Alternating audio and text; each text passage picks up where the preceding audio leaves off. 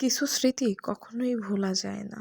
কিছু ভালোবাসার জায়গা কখনোই মুছে ফেলা যায় না। এটা আমাদের বাড়ির পুকুর। এর সাথে মিশে আছে আমাদের অনেক আবেগ। এমন একটা সময় ছিল যখন এই পুকুরে আমার দাদার বিনা অনুমতিতে কেউ পাও ভিজাতে পারত না। এই পুকুরের পানি দিয়ে আশেপাশের সবাই খেত, রান্না করত। এমনকি খাবার পানি হিসাবেও এই পুকুরের পানি ব্যবহার করত। সময়ের সাথে সাথে সবকিছুই কেমন জানি বিলীন হয়ে যায়।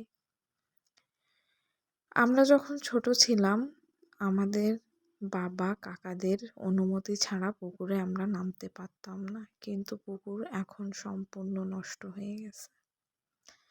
তার কারণ এখন বাড়িতে কেউ তেমন থাকে না, আর যারা থাকে সবারই আলাদা আলাদা ডিপ টিউবওয়েল হয়ে গেছে।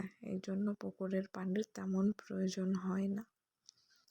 এমন একটা পরিস্থিতি যে বাড়িতে আসার পরে যখন পুকুরে নামবো তাও হয় না, কারণ হাঁস শুনলাম পানিতে নাকি অনেক চুলকায়। তো এটা আসলে সময়ের সাথে সাথে সবকিছুই শেষ হয়ে যায়, বলার কিছু নেই।